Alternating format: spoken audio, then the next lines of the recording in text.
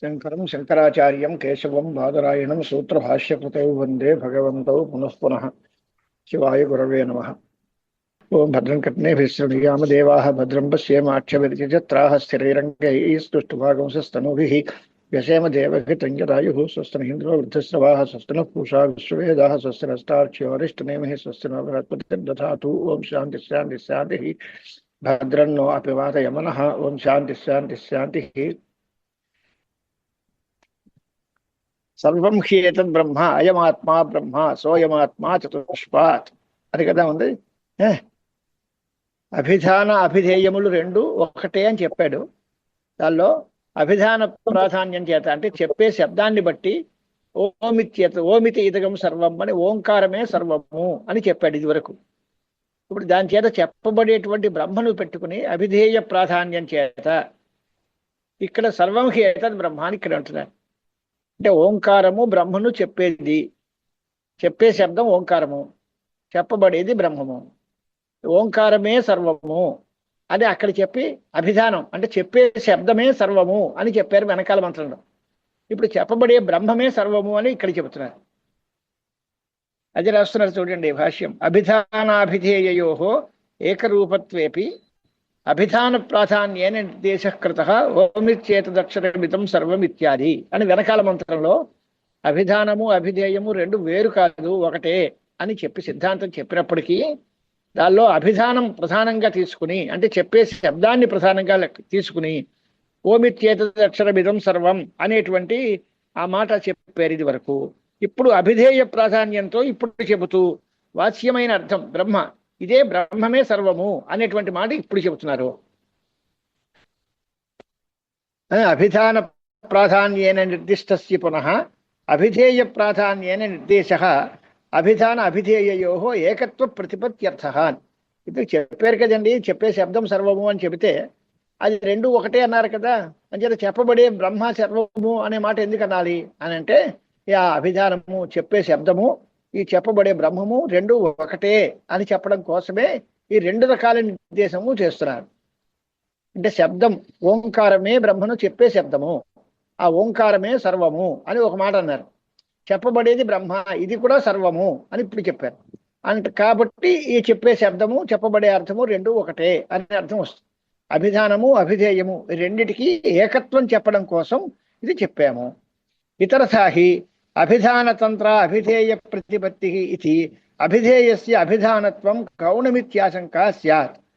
అలా కాకపోతే అభిధాన తంత్ర అభిధేయ ప్రతిపత్తి ఇది లోక స్వభావం. ఏదైనా చెప్పే శబ్దాన్ని బట్టి తెలుసుకునేటువంటి అర్థము యొక్క జ్ఞానం ఉంటుంది. ఇది ఘటహ అంటే అది కొండ అంట, అదే ఓతుహు అంటే అంటే ఏంటండి అని ఆ శబ్దం తెలియకపోతే దాని అర్థం తెలియదు.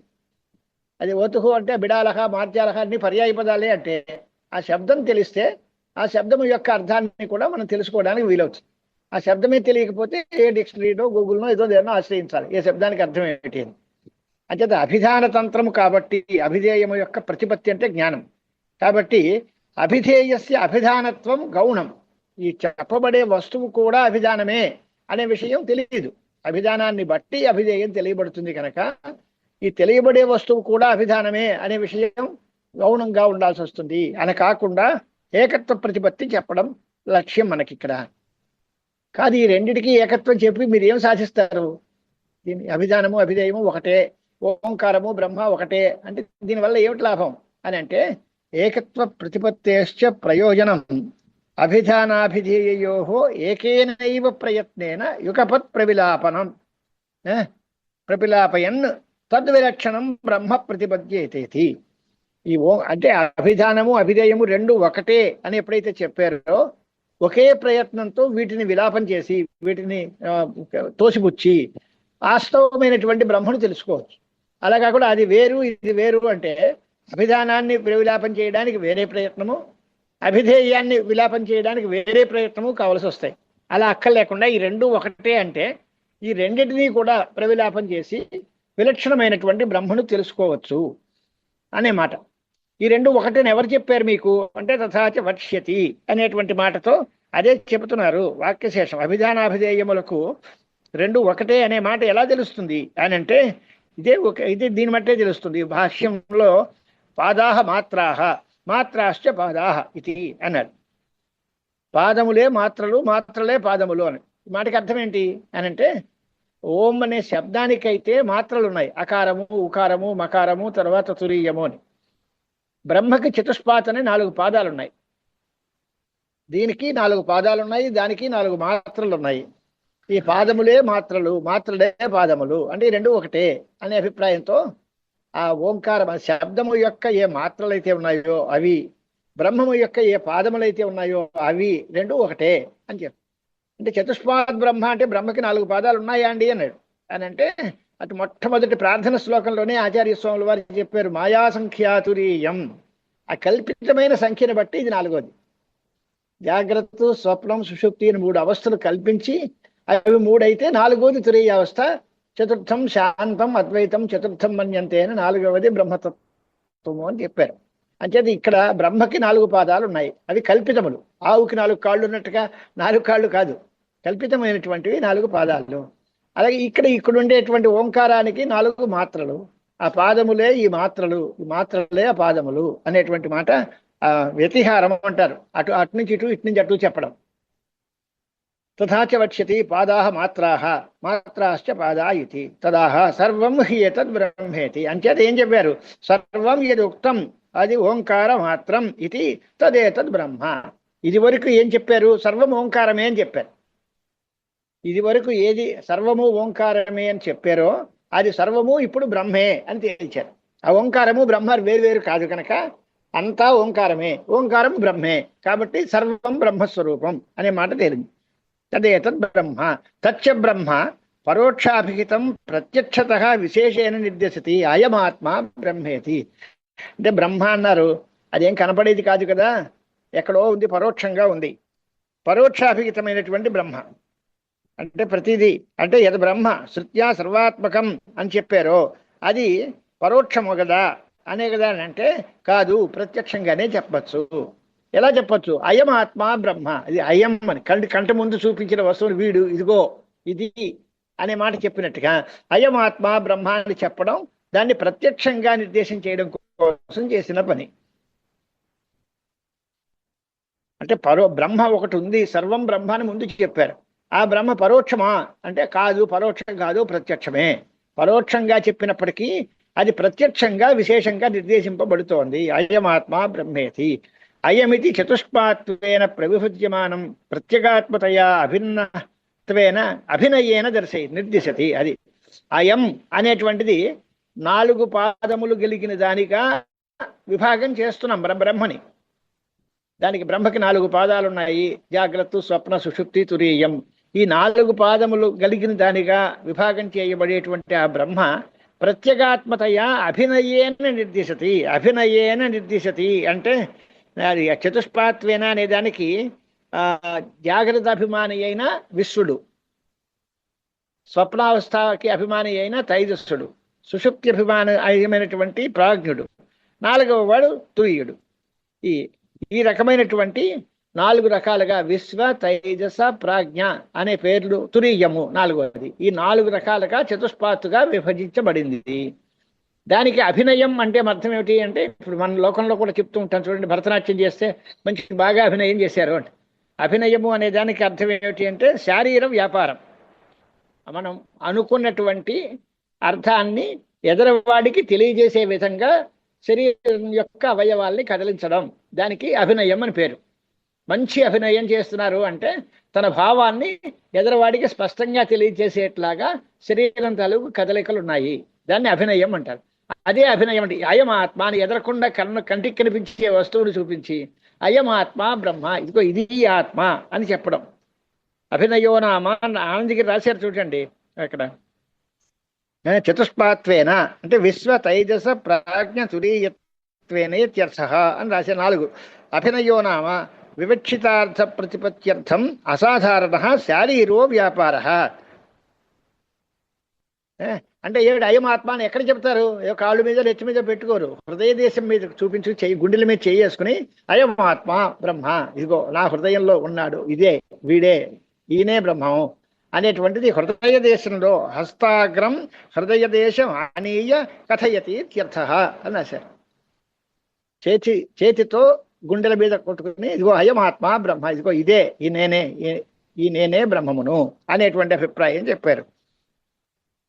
దాన్నే మరొక మాట కూడా వ్యాఖ్యానం చేయడానికి అయమితి చతుష్పాత్వేన ప్రభివద్యమానం ప్రత్యేగాత్మతయా అభినయేన నిర్దేశతి సోయమాత్మేతి. దానికి భాష్యం, సోయం ఆత్మా ఓంకార అభిధేయ పరాపరత్వేన వ్యవస్థిత చతుష్పాత్ కాలశాపనవత్ న గౌరివా ఇది అన్నాడు. ఈ ఆత్మ అంటే బ్రహ్మ వస్తువు, అది ఓంకార అభిధేయ అంటే ఓంకారము చేత చెప్పబడేది, ఓంకారము చేత తెలియబడేటువంటి ఈ బ్రహ్మ వస్తువు ఏదైతే ఉందో ఆ వాక్య అది దానికి అది ఏమిటి మూలంలో ఏమనుంది? సోయం అనుంది. ఇక్కడ సర్వం హేతద్ బ్రహ్మ అయమాత్మా బ్రహ్మ సోయమాత్మా చతుష్పాత్ అని మూలమంత్రం. సోయమాత్మా చతుష్పాత్ అనే దగ్గర దానికి వ్యాఖ్యానం చేస్తున్నారు. సోయం అనే మాటకి అర్థం ఏమిటి? సహా అయం అంటే ఆ ఓంకార అభిధేయమైనటువంటి పరమాత్మ. ఇది చతుష్పాత్ అని అంటే వ్యవస్థిత, 4 కాళ్ళు గలదగా 4 పాదములు గలదగానిక వ్యవస్థ చేయబడుతోంది. 4 పాదాలు ఏమిటి అని అంటే వాస్తవంగా ఈ బ్రహ్మ కంటికి కనిపించట్లేదు, సర్వములకు అధిష్టానముగా పరోక్షముగా తెలియబడింది.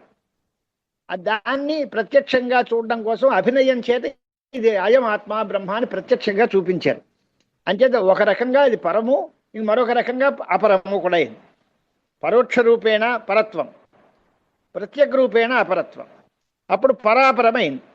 అంచేత సర్వాత్మన ఉన్నటువంటి ఇదే పరాపరత్వేన వ్యవస్థిత, పరముగాను అపరముగాను కూడా తెలియబడినటువంటి 4 పాదములు గలది ఈ బ్రహ్మము అన్నది.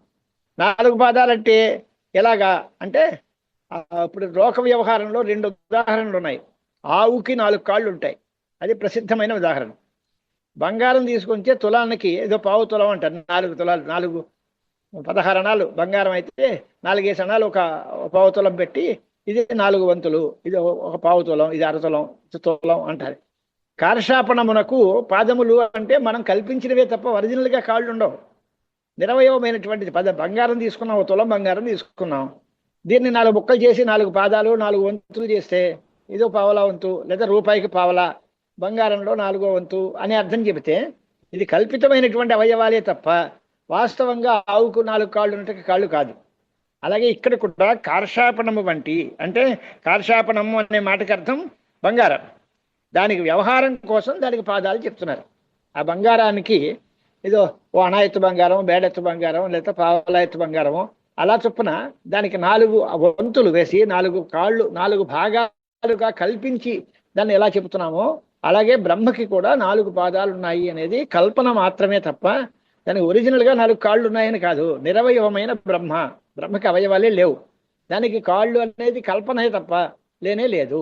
దానికి ఉదాహరణ కార్షాపణవత్ గౌరివాన్, ఇది బంగారానికి అవయవాలు చెప్పినట్టుగా చెప్తున్నామే తప్ప ఆవుకి అవయవాలు చెప్పినట్టుగా కాదు. ఇక త్రయాణం విశ్వాదీనాం పూర్వపూర్వ ప్రవిలాపనేన తురీయస్య ప్రతిపత్తిరితి కరణశబ్ద పాద కరణసాధన పాదశబ్ద తురీయస్య పద్యత ఇది కర్మసాధన పాదశబ్ద. ఇది మంచి వ్యాఖ్యానం. చతుష్పాద్ బ్రహ్మ అన్నారు అంటే 4 పాదాలు గలది అని. పాదము అంటే ఏమిటి అర్థం? ఈ 4 పాదాల్లోనూ తేడా ఏంటి? ఇది చూస్తే పాద శబ్దానికి పద్యతే అనేనేతి పాద అని ఒక అర్థం, అంటే దీని చేత తెలియబడుతుంది అనే అర్థంలో.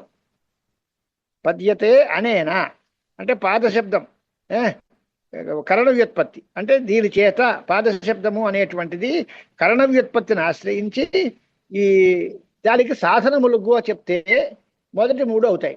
విశ్వ తైజస ప్రాజ్ఞ, ఈ 3 కరణ వ్యుత్పత్తియా అంటే సాధనములుగా తెలుసుకోవడానికి తగిన సాధనములు అనే అర్థంలో కరణ వ్యుత్పత్తి అంటారు. పద్యతే అనేనా తృతీయ విభక్తితో చెప్పి పాదశబ్దం తయారు చేస్తే అది కరణ సాధనమైన పాదశబ్దం మొదటి 3టికి అన్వయిస్తుంది. అంటే విశ్వ తైజస ప్రాజ్ఞ అవి తెలుసుకోవడానికి సాధనాలే తప్ప తెలియబడేది కాదు. 4వది తురీయమైనది, అది తెలియబడేది. అది పద్యతే అసౌ ఇది పాద అని అక్కడ కర్మ వ్యుత్పత్తిగా చెప్పాలి. అంటే మొదటి 3 తెలుసుకోవడానికి సాధనాలు, నాలుగోది తెలియబడేది. అలాగే బ్రహ్మ యొక్క 4 పాదాల్లో మొదటి 3 పాదాలు అంటే జాగ్రత్త అవస్థలో ఉండే విశ్వడు, స్వప్నావస్థలో ఉన్న తైజసుడు, సుషుప్త్యభిమాని అయిన ప్రాజ్ఞుడు, వీళ్ళందరూ కూడా కల్పితమైనటువంటి వ్యవహారం, దాన్ని తెలుసుకోవడానికి ఉపయోగపడేవి. తెలియబడేటువంటి తురీయమైనటువంటి బ్రహ్మ వస్తువు ఏదైతే ఉందో అది నాలుగోది, అది తెలియబడేది. ఈ మొదటి 3 తెలుసుకోవడానికి సాధనాలు. కాబట్టి మొదటి 3 పాదశబ్దం కరణ వ్యుత్పత్య పద్యతే అనేనేతి పాద అనే వ్యాఖ్యానంతో మొదటి 3 అన్వయిస్తుంది. 4వ దానికి మాత్రం పద్యతే ఇది పాద తెలియబడేది అని కర్మ వ్యుత్పత్తి అన్వయించాలి అని చెప్పారు. త్రయాణం విశ్వాదీనాం పూర్వపూర్వ ప్రవిలాపనేన తురీయస్య ప్రతిపత్తి. మొదటి దాన్ని కాదని రెండోది, రెండో దాన్ని కాదని మూడోది, దాన్ని కూడా కాదని వాస్తవమైన బ్రహ్మని తెలుసుకుంటాం. కనుక మొదటి ఒక్కొక్క దాన్ని ప్రవిలాపం చేసుకుంటూ బ్రహ్మ జ్ఞానం కలుగుతుంది. కనుక పద్యతే అనేనా అనే వ్యుత్పత్తి చేత కరణం సాధనమైన పాదశబ్దం మొదటి 3 అన్వయిస్తుంది. తురీయస్య పద్యతే ఇది కర్మ సాధన పాదశబ్ద. అది 4వది తురీయమైన బ్రహ్మ వస్తువు, అది శాంతం అద్వైతం చతుర్థం మన్యంతే అని 4వది. అది తెలియబడే బ్రహ్మము, దాన్ని తెలుసుకోవడానికి సాధనం కాదు, అది తెలుసుకునే వస్తువు, తెలియబడే వస్తువు అది. కాబట్టి కర్మ వ్యుత్పత్త్యా పాదశబ్దం చెప్పారు. ఇంతవరకు మనం గ్రంథం మొదటి నుంచి ఏం పడుకుంటున్నామంటే ఓంకారమే సర్వము, ఓంకారము చేతనే సమస్త వాంగ్మయము వ్యాపింపబడింది. అలాగే ఓంకారము బ్రహ్మ ఒకటే, ఓంకారము బ్రహ్మని చెబుతుంది. కనుక బ్రహ్మ అనే చెప్పబడే వస్తువు, చెప్పే ఓంకారము రెండు వేరు వేరు కాదు, రెండు ఒకటే. కాబట్టి అభిధాన ప్రాధాన్యం చేత ఓమితి ఇదకం సర్వం మొదట్లో చెప్పి బ్రహ్మైవేదం సర్వం అని రెండో దాంట్లో మంత్రంలో అంతా బ్రహ్మమే అని చెప్పారు. ఆ రెండింటినీ కలిపి ప్రత్యక్షంగా చూపించడం కోసం సోయమాత్మాన్, అదే అయమాత్మా బ్రహ్మ, ఇది దానికి 4 పాదాలు ఉన్నాయి అని సోయమాత్మ చతుష్పాత్ అని ఇంతవరకు తీసుకొచ్చారు. అంటే ఏమైందనమాట, ఓంకారమునకు 4 మాత్రలు, బ్రహ్మమునకు 4 పాదములు, కాబట్టి చతుష్పాద్ బ్రహ్మ అని తేల్చారు. బ్రహ్మకి 4 పాదాలు ఉన్నాయి. దానిలో 4 పాదాల్లో మొదటి 3 పాదాలు కల్పితమైనటువంటి పాదాలు, అవి విశ్వ తైజస ప్రాజ్ఞ అనే పేర్లతో పిలువబడుతున్నాయి. 4వది తురీయమైన బ్రహ్మ. అసలు ఈ 4 పాదాలు ఎలా కలిగాయి? కథం చతుష్పాత్వమిత్యాహ.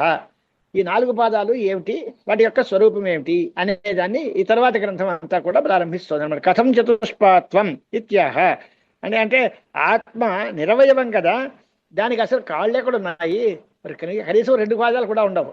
అలాంటి 4 కాళ్ళు ఎలా చెప్తారు మీరు? ఆత్మకి పాదాలు ఎక్కడొస్తాయి అని అంటే కల్పితమైనవి అనే అర్థంలో దానికి కథం చతుష్పాత్వమిత్యాహ అని పరమార్థత లేవు. కానీ వాస్తవంగా లేకపోయినా చతుష్పాత్వం అనేది కల్పితమైనటువంటిది, ఉపాయ ఉపేయభూతమైన చతుష్పాత్వం కల్పిస్తాము అనేటువంటి దాన్ని వ్యుత్పత్తి చేస్తూ దానికి సమాధానం చెబుతున్నారు అన్నమాట. ఆహా కథం చతుష్పాత్వం ఇది ఆహా